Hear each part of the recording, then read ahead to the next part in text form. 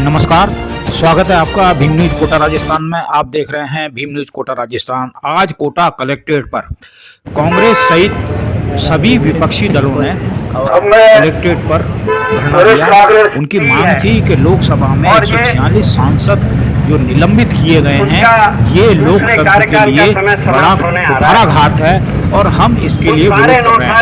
हमने पूछा कि आज ये विरोध सिर्फ कोटा में हो रहा है? नहीं, उन्होंने बताया कि सभी विपक्षी पार्टी मिलकर पूरे भारत में हर जिला मुख्यालय पर पार्टियों के प्रमुख नेता विरोध कर मौजूद रहे। इस अवसर पर अब्दुल हमीद गौड़ हैं हमारे साथ आज इस प्रदर्शन में। बताइए सर, क्या है मामला? मामला तो सभी जनता के सामने है।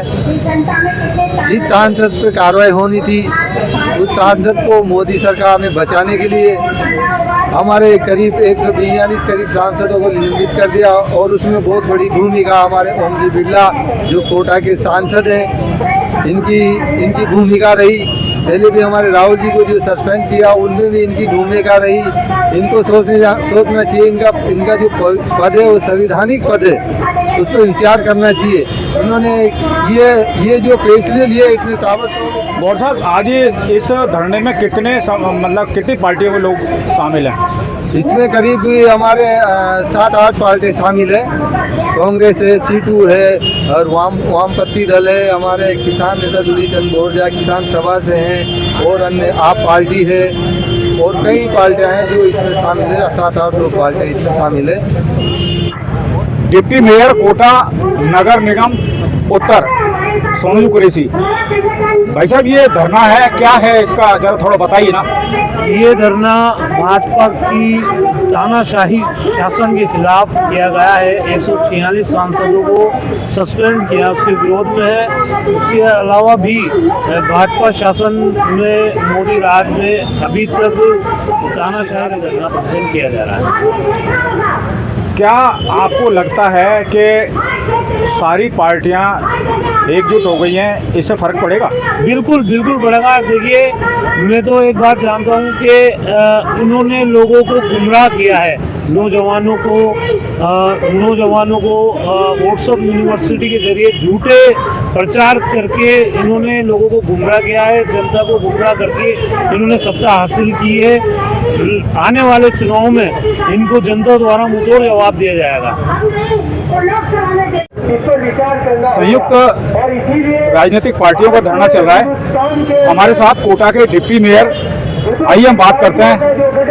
पवन जी मीणा है हमारे साथ। मीणा साहब, क्या कहना है, बताइए आप। अभी हाल फिलहाल ही देश के अंदर एक बहुत ही विकट स्थिति देखी गई है। पहली बार ऐसा देखा गया कि पार्लियामेंट के अंदर, संसद के अंदर एक साथ 146 सांसदों को निलंबित किया गया और उनके निलंबन के बाद में बिना किसी राय मशवरे के, बिना किसी विपक्ष के कई सारे मुद्दे जो हैं, कई सारे नियम पारित किए गए। ये अपने आप में एक काला दिवस के रूप में है। जो तानाशाह, जो हिटलर था, आज देश के प्रधानमंत्री नरेंद्र मोदी जी अपने आप को हिटलर से बड़े दर्जे पर रखना चाह रहे हैं और एक बड़ा अपने आप का एक नाम हिटलर शाही में रखना चाह रहे हैं।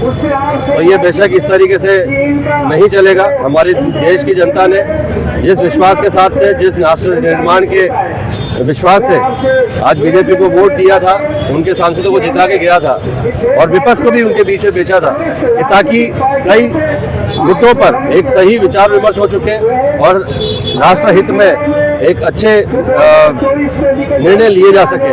पर आज जिस तरीके से ये तानाशाही चल रही है, ये तानाशाही बिल्कुल भी नहीं चलेगी। आज जो 146 सांसद जिनका निलंबन किया गया है, उसके विरोध में, बीजेपी के विरोध में, नरेंद्र मोदी के विरोध में आज कोटा के अंदर जितनी भी पार्टियां हैं, कितनी पार्टियां हैं आज इस धरने में? आज हमारे यहाँ पे लगभग 4-5 पार्टी के नेतृत्व जो है, पदाधिकारी हमारे यहाँ पे बीच में आए हैं। कांग्रेस पार्टी मुख्य तौर पर है, आप पार्टी के लोग यहाँ पर हैं, जो किसान यूनियन पार्टी है वो हमारे साथ। CPI CPM भी है क्या? CPI CPM के कुछ सदस्य हमारे यहाँ पर बैठे हुए हैं। लगभग जितनी भी पार्टियां हैं वो सभी पार्टियां इस जो सांसदों का जो निलंबन है उसको लेकर, उसके विरोध में यहाँ पर सब इकट्ठे हुए हैं।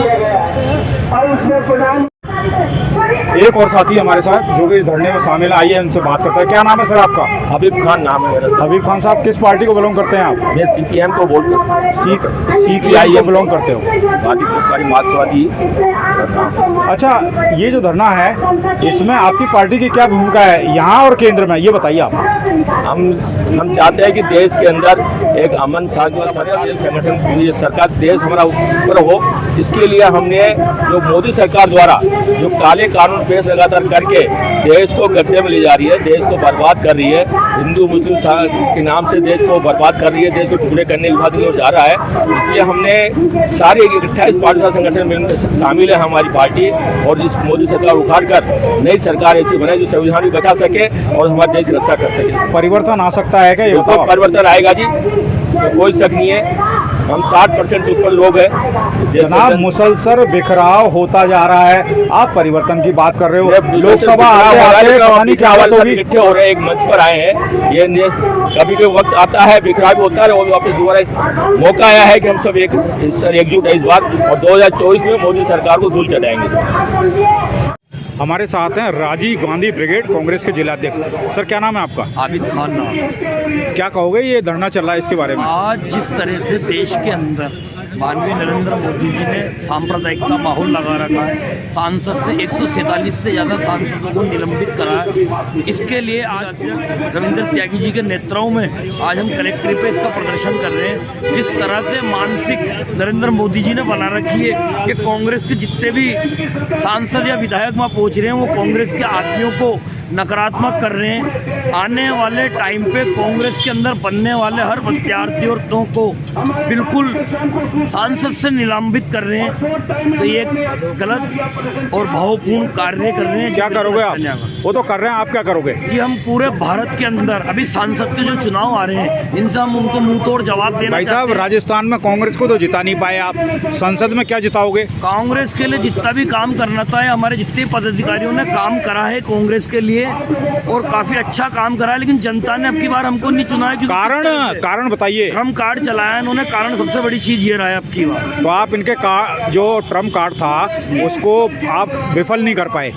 अब की बार कांग्रेस ने ऐसे पदाधिकारियों को नियुक्ति दी है जो नीचे स्तर, जमीनी स्तर से ऐसा काम करके दिखाएंगे। अब की बार इनका धर्म कार्ड भी नहीं चलेगा, टोटल भारत के अंदर कांग्रेस को वोट चलेगा। इस तरह के पदाधिकारी बनाए।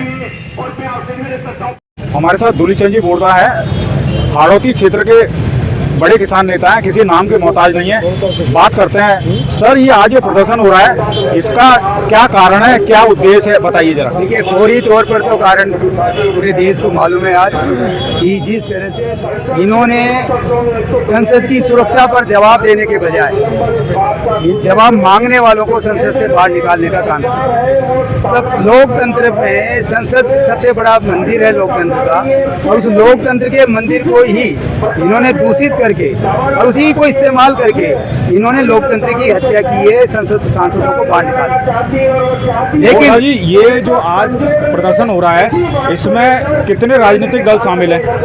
देखिए, पूरे देश भर में इंडिया गठबंधन बना है, उसमें तो 28 शामिल है, लेकिन यहाँ पर जो है कोटा के अंदर हमारे करीब 7-8 जो हमारे गठबंधन के हिस्सेदार हैं यहाँ कोटा में, उनके प्रतिनिधि यहाँ पर सभी शामिल हैं। और हम सब ने एक ही संकल्प लिया है कि हमें कोटा की धरती से हम लोकतंत्र को बचाना है, हमें संसद से बीजेपी को बाहर करना है।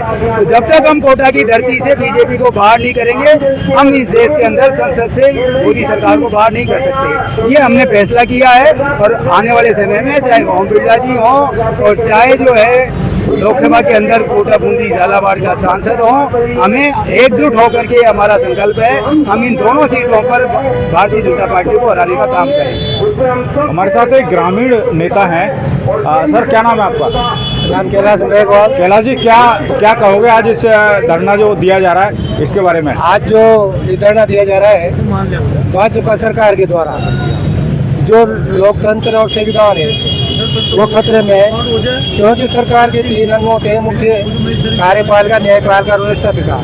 इन तीनों अंगों को इस भाजपा सरकार ने पंगु बना दिया है।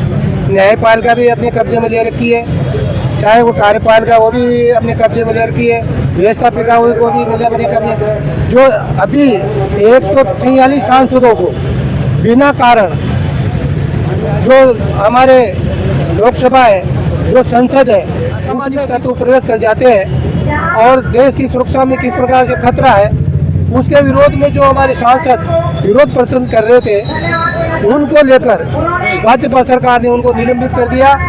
और लोकतंत्र को बचाने के लिए ये हम यहाँ से कहना दे रहे हैं। और जब तक भाजपा सरकार को काट के नहीं फेंकेंगे, जब तक देश में विकास नहीं होगा, लोकतंत्र नहीं बचेगा। इसलिए हमारा यही संकल्प है कि हम संविधान को बचाने के लिए, चाहे वो दलित अत्याचार हो, चाहे महिला अत्याचार हो, चाहे किसानों पर अत्याचार हो, चाहे मजदूरों पर अत्याचार हो, मतलब इन्होंने किसी प्रकार की कसर नहीं छोड़ रखी है, क्योंकि आरएसएस के बलबूते पर चल रही है और आरएसएस का कथने और करने में अंतर है। जिस प्रकार से हमारे यहाँ पर डिप्टी सीएम प्रेमचंद जी बैरवा को तो बना दिया, परंतु जो झालावाड़ में एक उसी वर्ग के लोगों ने, मतलब हमारे बेवा समाज के लोगों को एक गड्ढे से पानी पीने के लिए उसको मारा पीटा गया और उसकी कोई सुनवाई नहीं हो रही है। इस प्रकार से इनके खिलाफ हम आवाज उठाएंगे और सड़कों पे आएंगे, यदि हम लोकतंत्र को बचा पाएंगे। धन्यवाद।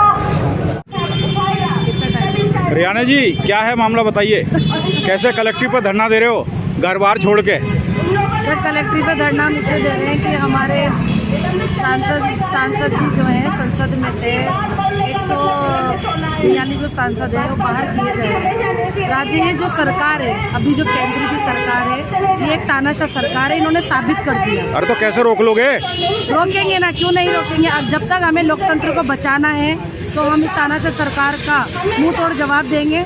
और आप एक बात देखिए, अगर क्या जवाब दोगे? विधानसभा में तो साफ हो गए विपक्ष। आप एक बात, विधान उन्होंने वहाँ से साफ कर दिया, लेकिन आज हम फिर भी उनका विरोध करके हम जगह जगह विरोध कर सकते हैं उनका, क्योंकि ये हमारे जो संविधान है, संविधान कहता है कि विरोधी जो पक्ष होते हैं वो विरोध कर सकता है। मैडम, विरोध का मतलब है वोटों में विरोध हो तो सार्थक है, अदरवाइज कोई यूज नहीं है। बेरोजगारी कोई मुद्दा नहीं है, भ्रष्टाचार कोई मुद्दा नहीं है। और अगर अभी जो नई संसद बनी है, इन लोगों ने बोला था कि संसद के अंदर एक परिंदा भी पर नहीं मार सकता।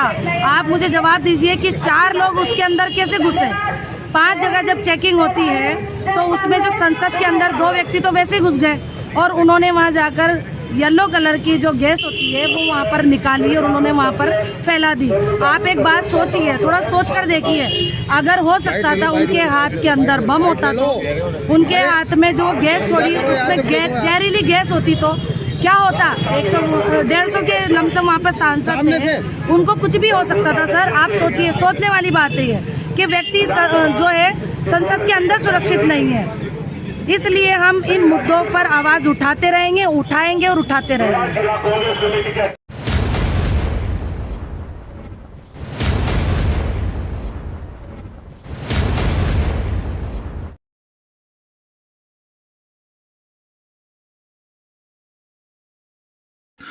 अपना ख्याल रखें।